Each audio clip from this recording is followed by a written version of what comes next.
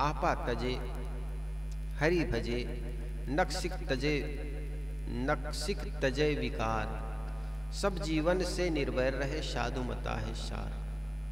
साहब यहाँ पर 5 बातें बताते हैं। कौन कौन सी 5 बातें? साहब ने किसी से पूछा होगा कि हमारा जीवन कैसा हो। हे गुरुदेव, आप जीवन जीने की बहुत से कलाएं बताएं, बहुत से ढंग बताएं, लेकिन कुछ ऐसे सूत्र बताइए जिससे हमारा जीवन धन्य हो जाए। साधक निवेदन करता है तो गुरु उनके उत्तर देते हैं।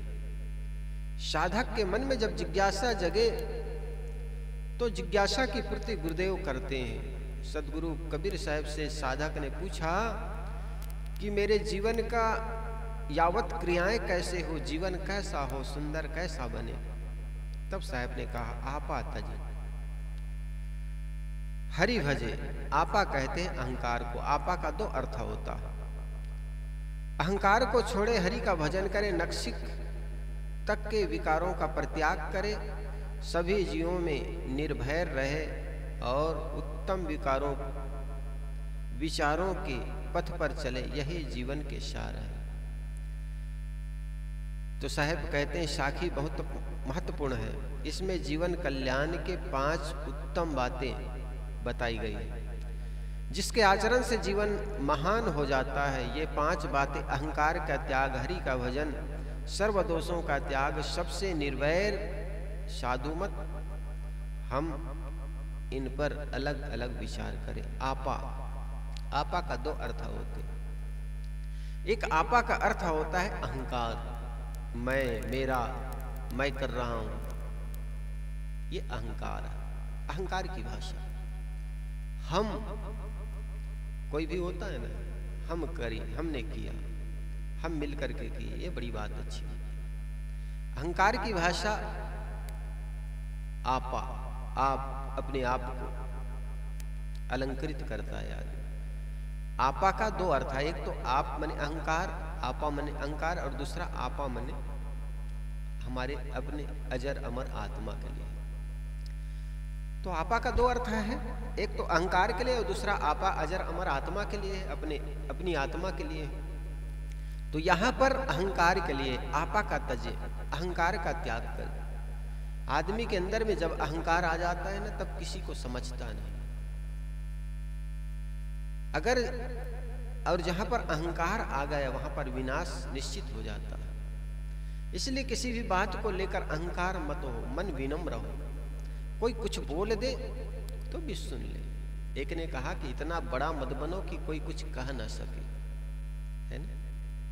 सत्य बात, कोई भी बात करे तो श्रवण करे, सुने। साहब कहते हैं आपा का त्याग करें, अहंकार का त्याग करें। जब जब हमारे मन में अहंकार आता है तब तब दूसरे को हम समझ नहीं पाते, तब हमारे पतन का कारण होता है। आपा के 3 अर्थ यहाँ पर दिए हैं। आपा का मुख्य अर्थ अपना स्वरूप, अपना स्वत्व है, और दूसरा अहंकार है, और तीसरा है शुद्ध बुद्ध एवं होश। कहते ना, आपा खो दिया, शुद्ध बुद्ध खो दिया। यहाँ पर 3 अर्थ दिया है। जब क्रोध में आता है तो आपा खो देता है, होश खो देता है। आपा का अहंकार भी है, आपा का आत्मा से भी अर्थ है। साहब बड़े अच्छे बताए। आपा कहते हैं अपने आप को, अपनी सत्ता एवं अपने स्वरूप को, परंतु जब भूलवश जड़ देह को अपना आपा मान लिया जाता है कि मैं शरीर हूँ, तब यह अशुद्ध ज्ञान हो जाता है। यहाँ पर जो अपना नहीं है उसे अपना मान लिया गया है, इसलिए यह आपा अहंकार कहलाता है। इसी आपा एवं अहंकार को छोड़ने की बात बताई गई है। यद्यपि इस साखी में तीसरी बात है नक्सिक तक के सारे विकारों को छोड़ना, जिसमें अहंकार एक विकार होने से वह आ ही जाता है, परंतु अहंकार का सर्वाधिक महत्व होने से सद्गुरु ने हमें अलग से और पहले पहल रखा है। अहंकार सारे बंधनों की जड़ है। देह गेह आदि संसारिक प्राणी पदार्थों में मैं मेरा मान लेने के बाद ही सारे बंधन बनते हैं और सारे दुखों की उत्पत्ति होती है। और मात्र एक अहंकार के छूट जाने पर सारे बंधन समाप्त हो जाते हैं। जो अपना नहीं है उसे अपना मानना अनैतिकता है। एक व्यक्ति होता है, प्रथम व्यक्ति तो वो होता है जो मेरा है, वो मेरा। आदमी के तीन कैटेगरी, तीन प्रकार बताया। सबसे निम्न प्रकृति के आदमी तेरा सो मेरा, मेरा सो मेरा। तेरा भी मेरा है और मेरा भी मेरा है। बीच मध्यम वर्ग के व्यक्ति कहता है मेरा सो मेरा, तेरा सो तेरा। लेकिन उत्तम व्यक्ति कहता है तेरा सो तेरा, मेरा भी तेरा। तेरा तुझको सौंपता क्या लागत है मोर। कबीर कमाई आपनी निष्फल कभी न जाए, बोए पेड़ बबूल का आम कहां से खाए। जो भी काम करे उसको निष्काम पूर्वक करना। तेरा तो तेरा है ही भगवान, मेरा भी आपका। तेरा तुझको सौंपता क्या लागत है मोर, है ना। अहंकार साहब कहते आपा तजे। फिर कहते हैं साहब हरि का भजन करें, हरि का भजन। एक संत झाड़ के नीचे बैठा हुआ था। एक मनचले युवक ने कहा बाबा क्या कर रहे हो। उन्होंने कहा भजन कर रहा हूं, माला फेर रहा हूं।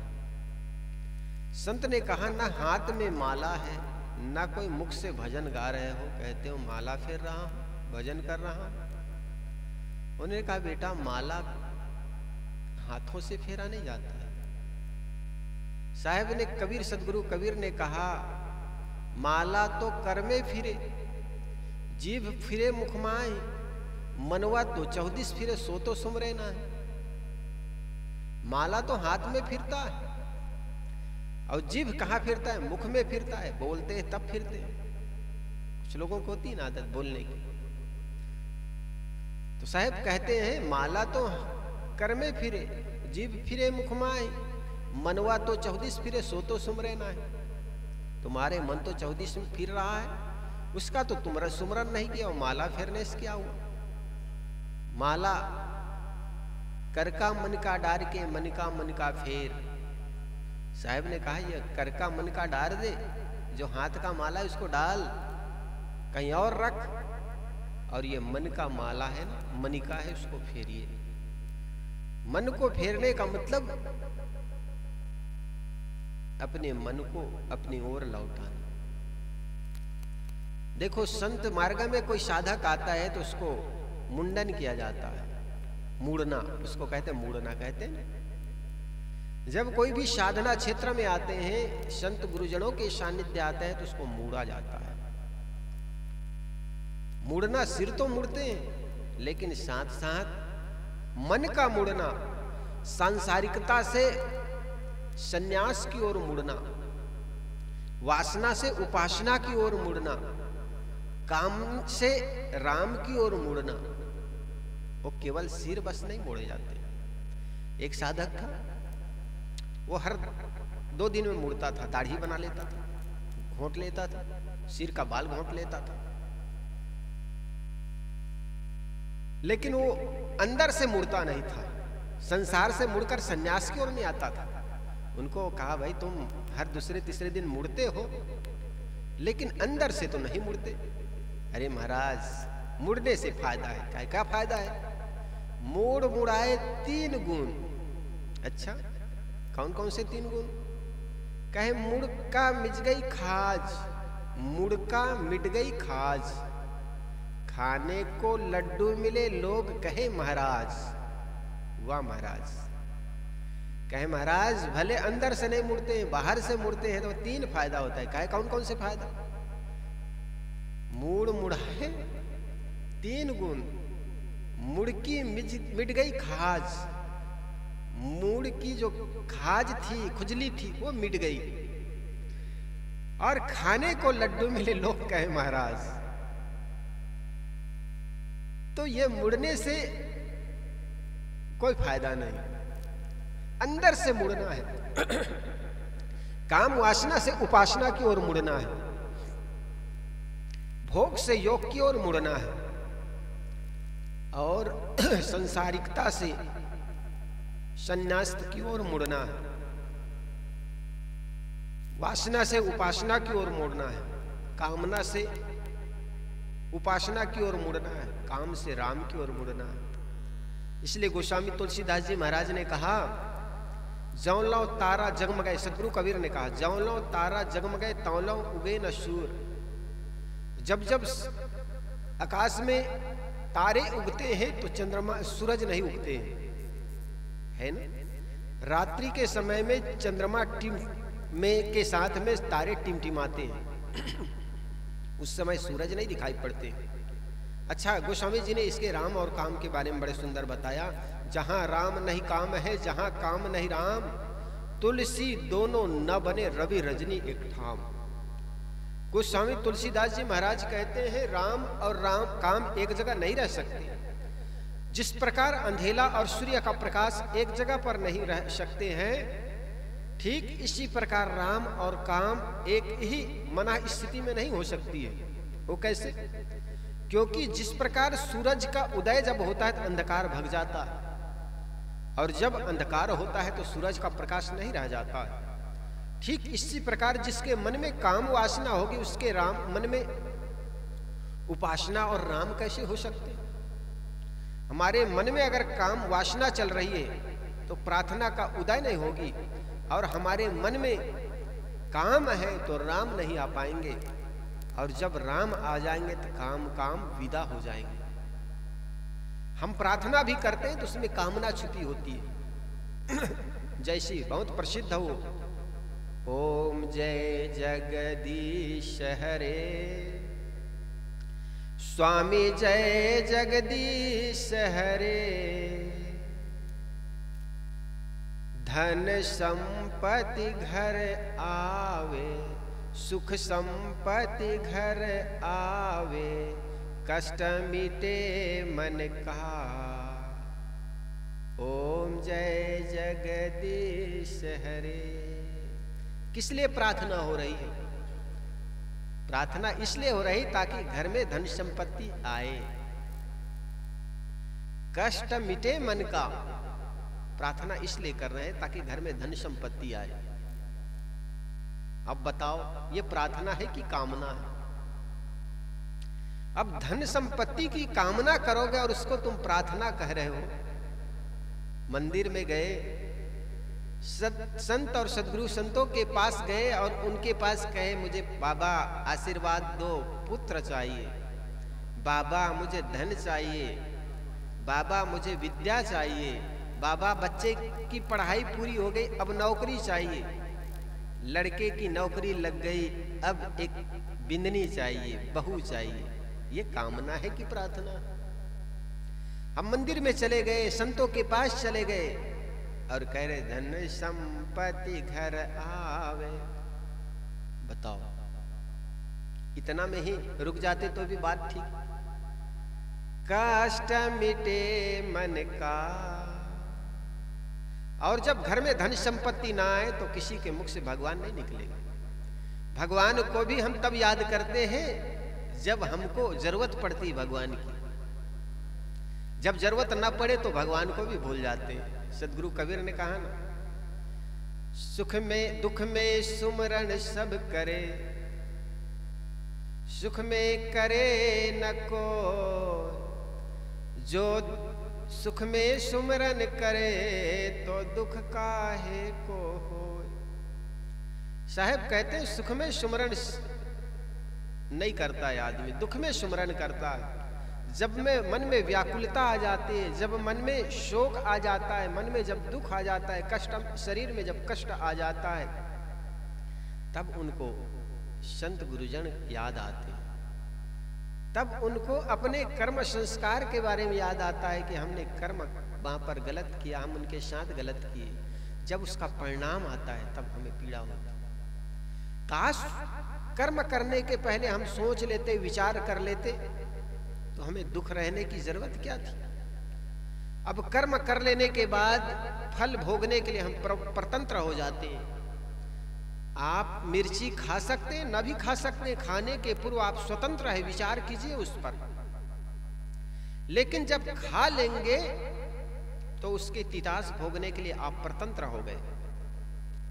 समझ में आ रहा है?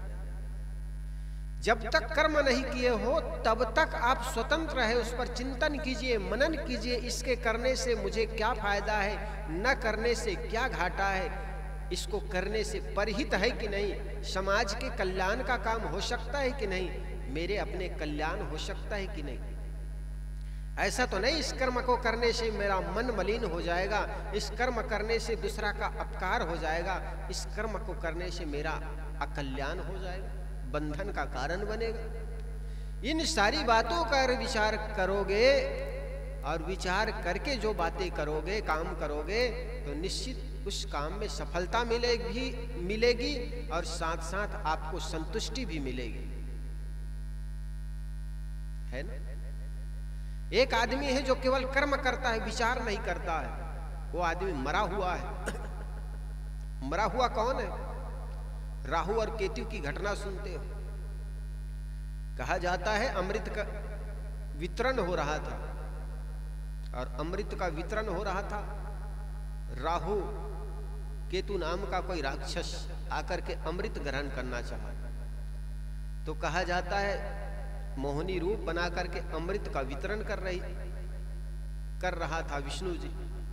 उनको पता चल गया, चक्र निकाल करके उनका धड़ अलग कर दिया, सिर अलग हो गया, धड़ अलग हो गया। इनका एक संत बड़े अच्छे अपनी बात कह रहे थे, राहु केतु कौन है? सिर है जो केवल विचार करता है, राहु सिर हो गया और केतु धड़ हो गया, अमृत पूरा पी नहीं पाए। और कहा जाता है केवल ऊपर ऊपर आदमी सिर के कंधे का ऊपर का जो भाग विचार करता है, और नीचे का भाग जो है वो कर्म इंद्रियां है, वो केवल कर्म करता है। और जो आदमी कर्म करता है, विचार नहीं करता है, और एक आदमी केवल विचार करता है, कर्म नहीं करता, दोनों मरा हुआ है। इसलिए हमें कर्म करना है, वो विचार करके करना है। एक आदमी था, एक सहयोगी मजदूर खोजने गया, मिल गया उनको। तो वर्कर्स ने पूछा क्या काम करना है? कहे काम करने के लिए तो मैं हूं ना, काम करने के लिए मैं काफी हूं, काम करने के लिए आपको केवल विचार करना है, विचार करना है। उस आदमी ने कहा बहुत सस्ता काम है, कोई बात नहीं, कर लेंगे, बैठे बैठे तो विचार ही करना है। हाँ, वेतन क्या दोगे? उन्होंने कहा 3000 दूंगा। इनका 3000 बहुत अच्छा है, जब विचार ही करना है बैठे बैठे और 3000 मिल जाए तो बहुत अच्छी बात है। अच्छा तुम क्या करते हो? उस काम खोजने मजदूर खोजने आया था, उसको पूछा तुम क्या करते हो? उन्होंने कहा मैं भी नौकरी करता हूं। कहे तुमको कितना मिलता है? कहे मुझे 1500 मिलता है। तो उस मजदूर ने पूछा जब तुमको 1500 मिलता है तो मुझे 3000 कैसे दोगे और कहां से दोगे? उस आदमी ने कहा ये तो तुम सोचो, सोचने और विचारने का तुम्हारा काम है, मैं तो केवल काम करूंगा। ऐसा विचार करने से कोई काम नहीं बनेगा, केवल तर्क वितर्क से कोई काम बनने वाला नहीं है, केवल विचार करने से बात बनने वाली नहीं है, विचार के साथ साथ करने की भी जरूरत है। एक लड़का था, शहर में रहकर के हॉस्टल में पढ़ा करता था। आज घर आया तो माँ कहती बेटा घर आए तो कम से कम पहले फोन कर लिए होते, और फोन करके आते तो तुम्हारे लिए कम से कम जलपान बना करके रखती। लड़का कहता है माँ अपना घर है, जब चाहे आ जाऊं जब चाहे चला जाऊं, तो फोन की क्या जरूरत? लड़का की भी बात ठीक, लेकिन माँ की ममता। माँ कहती बेटा कम से कम घर आए तो कुछ जलपान बना करके रखते। माँ बड़ी भोली भाली थी। लड़का अंदर आया, कुर्सी पर बैठा, माँ कहती बेटा पहले जलपान कर लो। और लड़का तो पढ़ लिख कर आया था, तो पढ़ा लिखा का अहंकार बड़ा अजब होता है, गजब होता है। लड़का अहंकार से भरा हुआ था और सोचता था कि ये माँ को ना बताऊं मैं क्या पढ़ करके आया हूं, तो माँ क्या जानेगी। लड़का लॉ कॉलेज पढ़ करके आया था, दर्शन शास्त्र, तर्क शास्त्र जिसको कहते हैं। तो लड़का के मन में हुआ कि माँ को न बताऊं तो माँ जान नहीं पाएगी। तो लड़का कहता है माँ तुम जानती हो मैं कौन सी विद्या पढ़ करके आया हूँ? माँ कहती बेटा कौन सी विद्या पढ़ करके आए हो? तो लड़का कहता है माँ मैं बहुत बड़ी विद्या पढ़ करके आया हूँ जिससे 2 का 3 बना सकता हूँ। माँ कहती बेटा पहले जलपान करना। लड़का सुना ही रहा था, उतने में माँ 2 लड्डू ले आई और 2 लड्डू प्लेट में ला करके रख दी टेबल पर। और माँ कहती बेटा पहले जलपान कर लो फिर बातें होंगी। लेकिन जिस लड़के के मन में अहंकार भरा हो वो दूसरे को कहाँ समझ पाता। लड़का के मन में हुआ कि इस माँ को बताऊं ना तो कैसे समझ पाए। तो लड़का ने बात शुरू की माँ जानती हूँ मैं बहुत बड़ी विद्या पढ़ करके आया हूँ, इतनी बड़ी विद्या कि मैं 2 का 3 बना सकता हूँ। माँ भोली भाली थी, माँ सोचती मेरे बेटा इतनी बड़ी विद्या पढ़ करके आया, इसका मतलब 2 मकान का 3 मकान बना सकता, 2 गाड़ी का 3 गाड़ी बना सकता है। मेथड का एक सवाल है, वो तो मेथड होता है, गणित होता है, तर्क होता है। माँ सोचती इसका मतलब बेटा 2 मकान का 3 मकान बना सकता, इतनी बड़ी विद्या। लड़का कहता हाँ माँ इतनी बड़ी विद्या मैं पढ़ करके आया हूं। देखो माँ ये कितने लड्डू है? माँ कहती है बेटा 2। कहे गिनो। तो माँ कहती 1 और 2। माँ कहती 1 और ये 2। लड़का कहता 2 और 1 कितने हुए? माँ कहती 3। लड़का ने कहा देखो माँ मैंने 3 सिद्ध कर दिया ना। माँ कहती बेटा सिद्ध भले कर दो लेकिन 2 है। तो लड़का कहते माँ तू पहले सिद्ध करो तो बताओ। मैं तो सिद्ध कर दिया ना, 2 और 1 3। अब दूसरे तरफ से गिनो। माँ फिर दूसरे तरफ से गिनती 1 2। तो देखो 3 कर दिया ना, मैंने सिद्ध कर दी। उनका बूढ़ा बाप था और पिता आखिर उसी का पिता था, वो भी उन्हीं के जैसे था। उन्होंने दूर में बैठा था, आकर के कहा बेटा मैं जान गया, बिल्कुल तुम बहुत बड़ी विद्या पढ़ करके आए हो, मैं समझ गया। ये तुम्हारी माँ भोली है, इसकी समझ में आएगी नहीं। 1 लड्डू को उनके बाप खा लिया, उन्हीं के जैसा था वो भी। 1 लड्डू के स्वयं खा लिया, 1 लड्डू को उनकी मम्मी को दे दी, इसको तू खा ले। और लड़का को कहा बेटा तीसरा जो लड्डू तूने सिद्ध किया है ना उसको तू खा ले। लड़का तो ठगा सा रह गया। तर्क कोई जीने की चीज थोड़ी है, तर्क से कोई पेट थोड़े भरता। तर्क तो तर्क होता। तो ये खाली तर्क, केवल विचार, आंखें तो है वैसे ही है जैसे एक आदमी की आंखें हो लेकिन पैर ना हो। वो देख तो सकता है बहुत दूर दूर तक लेकिन चल नहीं सकता। और दूसरा आदमी जिनके पैर तो है लेकिन आंखें नहीं, वो चलेगा कहां? देख तो सकता नहीं, वो चलेगा तो गिरेगा खाई खंडक में या कंकड़ कांटों में उलझ करके मर जाएगा। हमारे जीवन के साथ भी ऐसी घटना घट रही है। प्रकाश, ज्ञान रूपी प्रकाश नहीं है, संयम रूपी ब्रेक नहीं है, और अंधकार रूपी रात्रि में, अज्ञान रूपी रात्रि में, उम्र रूपी सड़क पर जिंदगी रूपी मोटरसाइकिल चलाए चले जा रहे हैं। बताओ क्या हो? एक लड़का मोटरसाइकिल चलाए जा रहे थे रात्रि के अंधेरे में। एक जगह चौराहे पर सिपाही ने रोका, रुको रुको तुम खतरा हो जाएगा, लाइट है नहीं, चलाए जा रहे हो। उस बाइक वाले ने कहा भाई साहब पहले आप हट जाओ, खतरा तो बाद में होगा, मेरे बाइक में ब्रेक भी नहीं है।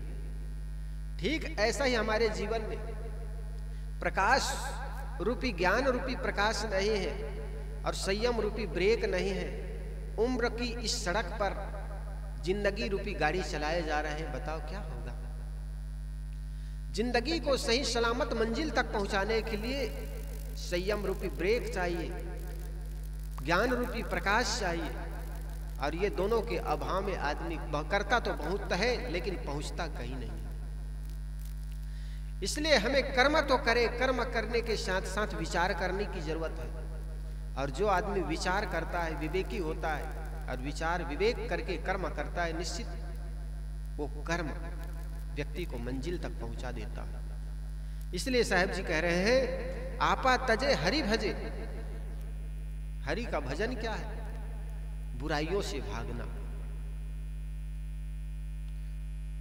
बुराइयों से भागना ही हरि का भजन करना है। अपने चित्त का एकाग्र, सदगुरु कबीर ने कहा ना कि मन की तरंग मार लो बस हो गया भजन, बुरी आदत सुधार लो बस हो गया भजन, आखिर और क्या करना।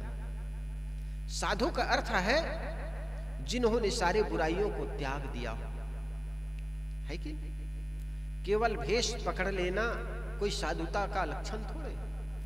सदगुरु कबीर ने कहा भेष देख मत बूझ लिए, भेष देख मत भूलिए, बूझ लीजिए ज्ञान, बिना कसौटी होए नहीं कंचन की पहचान। जिस प्रकार खरा सोने को परखने की जरूरत होती है और उसको कंचन कहते हैं सोना को, सोने को आग में डाल देने से वो जल नहीं जाता है। जैसे सोने की नगरी कहते हैं लंका, वो जल गया। अरे सोने की नगरी थी तो सोना कहाँ चला गया? ये झूठ मूठ की कुछ बातें लोग कह देते हैं। एक तो इधर कहते हैं सोने जलता नहीं और दूसरा कहते हैं सोने की नगरी जल करके भस्म हो गई। तो ऐसी बात नहीं है। उनका अपना आध्यात्मिक अर्थ होता होगा सोने वालों की नगरी, जहां पर अज्ञानता हो, तामसी प्रवृत्ति के लोग रहते हो, है ना, राजस वृत्ति के लोग रहते हो, जिसके अंदर सात्विक भावना ना हो, आलस्यता और प्रमाद से भरा हो, रजोगुण से भरा हो। और रजोगुण से भरा हुआ व्यक्ति का जीवन निश्चित जल जाता है, राख हो जाता है, क्योंकि उनके जीवन में अंधकार है, सोना और खाना और क्या करना, आलस्यता। तो साहेब कहते हैं आपा तजे हरि भजे। और तीसरी बात कहते हैं नक्सिक तजु विकार। नक्शे शिखर तक का जो विकार है जीवन में, वो सारे विकारों को तजे। एक विद्वान ने कहा कि जीवन में जब एक बुराई आ जाती है तो अन्य बुराइयों को बुलाने की जरूरत नहीं पड़ती, सहजता चले आती है। एक पंडित जी थे, उनकी एक लड़की थी। लड़की के लिए लड़का खोजते खोजते लड़की की उम्र 23 वर्ष हो गई, लेकिन कोई लड़का मिला नहीं। पंडित जी का एक शर्त था, वो शर्त ये था कि लड़की की 32 गुण वाली थी और पंडित जी चाहते थे 32 गुण वाली इस लड़की के लिए लड़का भी 32 गुण का होना जरूरी है। तो 32 गुण के लड़का खोजते खोजते लड़की की उम्र 23 वर्ष हो गई, 32 वर्ष हो गई। 32 वर्ष की जब लड़की हो गई तो एक बार पंडित जी कहीं से एक लड़का खोजा, तो लड़का बिल्कुल 31 गुण के मिल पाए उनको, 32 होने में एक कम हो गया। पंडित जी ने कहा चलो कोई बात नहीं, हमारी बिटिया 32 वर्ष की भले हो गई, लेकिन उम्र भले 32 वर्ष की हो गई, लेकिन योग्य लड़का मिल गया। एक ही गुण तो कम है, क्या फर्क पड़ता है। पंडित जी ने उस लड़की की शादी बड़े धूम धड़ाके से कर दिया। जब लड़की अपने मायके चली गई और पहली बार लौट करके आई तो पिता पूछने लगे, बेटी तुम्हारे जो पति हुए वो 31 गुण के हैं और तुम 32 गुण के हो, तुम्हारे पति में कौन से एक अवगुण है जिसके चलते वे 32 गुण के हो नहीं पाए। बहुत खोजा लेकिन 32 गुण वाले लड़के मिल नहीं पाए, 31 गुण का मिला, तो वो कौन से अवगुण है जिसके चलते तुम्हारे पति 32 गुण हो नहीं पाए। तो लड़की कहते पिताजी एक अवगुण है। कहे कौन सी? कहे केवल प्याज खाता। पंडित जी ने कहा पंडित जी में प्याज नहीं खाए जाते, लहसुन और प्याज से पता नहीं पंडितों का कौन सी दुश्मनी रही। यूं तो कहा जाता है आयुर्वेद में इसको औषधि बताए गए। तो उन्होंने देखा सुना कि केवल मेरे पति प्याज खाता है। पंडित जी ने कहा प्याज खाता? चलो कोई बात नहीं बेटी, प्याज ही तो खाता। क्या वे प्याज रोज खाते हैं? पंडित की लड़की कहे नहीं पिताजी, प्याज वे रोज नहीं खाते। प्याज तब खाते हैं जब वो शराब पीते हैं। शराब का नाम सुना तो पंडित जी के तो आंखें खुली की खुली रह गई, फटी की फटी रह गई। अच्छा वो शराब पीते? कहे क्या रोज पीते? कि नहीं पिताजी, शराब वे रोज नहीं पीते। जब वे मांस खाते हैं तब शराब पीते हैं। पंडित जी ने कहा मांस? मांस भी खाते? कि नहीं पिताजी, वो रोज रोज नहीं खाते। अच्छा कब कब खाते? कहे पिताजी वे जुआ में जब पैसा जीत जाते हैं ना, तब वो मांस खाते हैं, तब वो शराब पीते हैं, तब वो प्याज खाते हैं। तो पंडित जी तो एकदम आहत हो गए। मांस धीरे धीरे सारे अवगुण आने लग गए। तो कहने का मतलब एक अवगुण के आने पर सारे अवगुण चले आते हैं। इसी प्रकार जीवन में हम अगर एक सद्गुण को अपना ले, जीवन में सत्य को धारण कर ले, तो अन्य असत्य बात धीरे धीरे छूट जाते हैं। इसलिए जीवन में कोई भी संकल्प, एक संकल्प कर लेने से जीवन में बहुत से सारे अच्छे संकल्प चले आते हैं। अब गंगा नदी स्नान करने जाते हैं वो लोग, पंडित जी कहते हैं कुछ छोड़ना होगा। कुछ छोड़ना होगा मतलब तंबाकू, बीड़ी, सिगरेट जो भी पीते हो, चाय, उसमें से एक कोई भी छोड़ो। तो पंडित जी को तो केवल पैसा लेना है, उनको तो आपके जीवन से कोई लेना देना नहीं है। उनको कहते कुछ छोड़ना होगा। तो वो क्या छोड़ता है? लौकी खाना छोड़ता है, कोई कुम्हड़ा खाना छोड़ता है। आज से महाराज मैं ऐसा नहीं कि शराब पीना छोड़ता हूँ, बीड़े पीना छोड़ता हूँ, ऐसा नहीं। एक लड़का था, सत्संग में आया करते थे।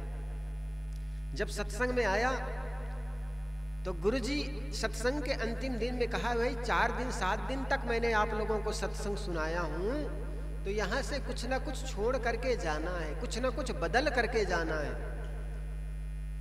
तो सभी ने हाथ उठाया। किसी ने कहा गुरुजी आज से मैं तंबाकू खाना छोड़ता हूँ। किसी ने कहा गुरुजी मैं पत्नी से रोज झगड़ता था, आज झगड़ा करना छोड़ता हूँ। किसी ने कहा गुरुजी मेरे जीवन में गाली देने का स्वभाव है, गाली देने की आदत छोड़ता हूं। एक आदमी हाथ उठाया, देखा वो आदमी रोज शराब पीता था, गाली गलौज करता था। लोग बड़े आश्चर्य से भर गए, ये आदमी क्या छोड़ेगा आखिर? पीछे में बैठता था, रोज आता था। उन्होंने हाथ हिलाकर कहा गुरुजी मैं भी कुछ छोड़ना चाहता हूं। सारे लोग बड़े आश्चर्य से भर गए।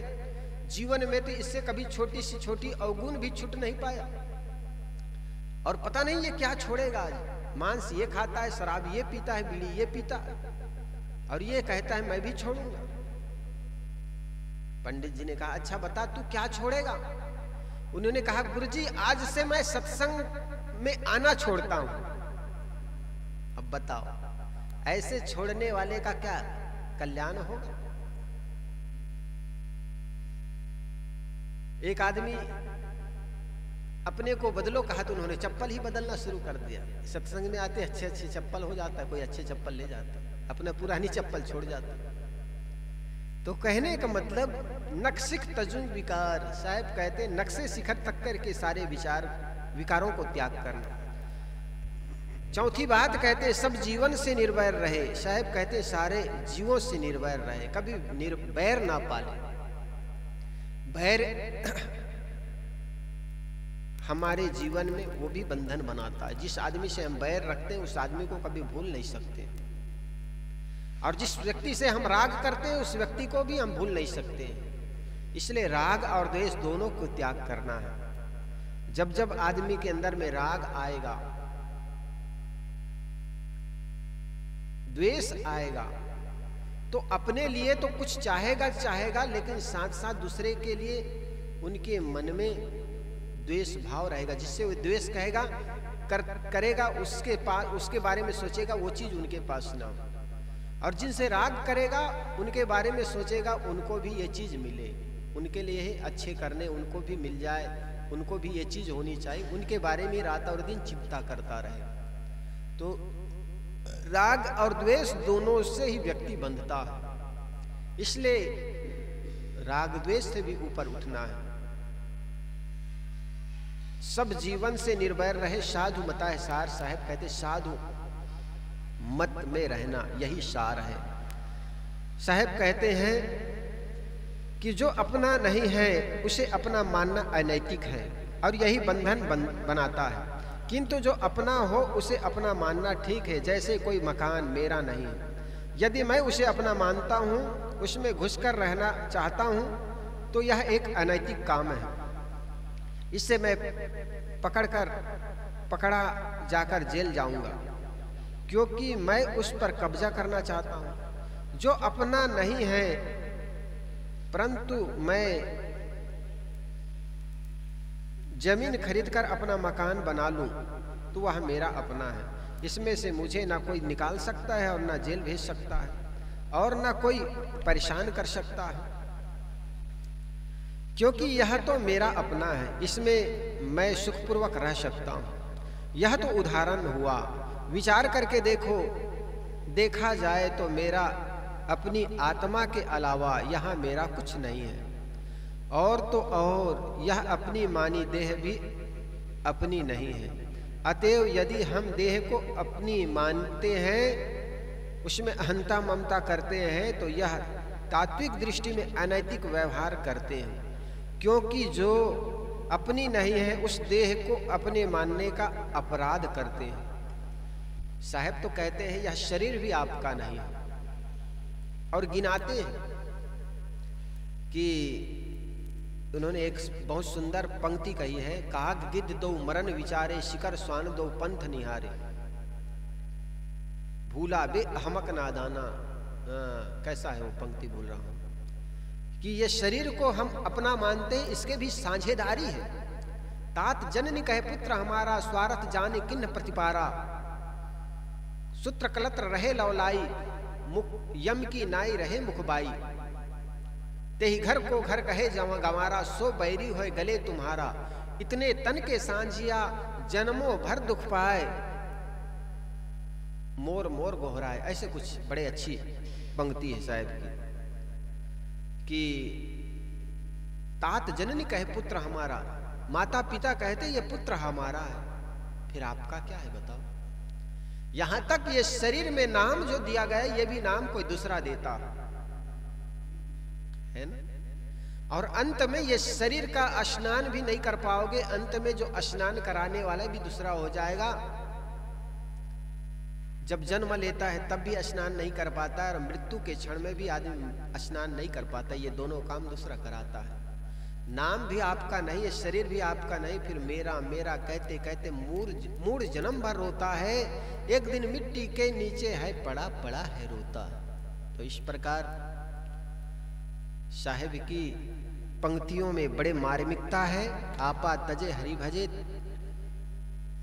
नक्सिक तजय विकार, सब जीवों से निर्भर है, साधु मता है सार। इस पर हम कल पुनः निवेदन करेंगे। अरे चेतन और जड़ का संयोग काल ही जीवन है, और मृत्यु आखिर क्या है? जड़ और चेतन का वियोग काल ही मृत्यु है। जा दिन निकल जाएगा जीव तन से, नहीं कर्म बनते ना इंद्रिय न मन से। जिस दिन जीव निकल जाएगा, इंद्रियां यहीं पड़ी रह जाएगी, इससे कर्म करते नहीं बनता। इसलिए ये मत समझना कि शरीर केवल जड़ तत्वों का पसारा है या भौतिक पदार्थों से ही बना है, परंतु इसमें जड़ और चेतन दोनों का योग होता है। जड़ पदार्थों से शरीर बनता है और चेतन जीव इसमें रहकर दृष्टा भोक्ता एवं कर्ता के रूप में स्वामित्व करता है।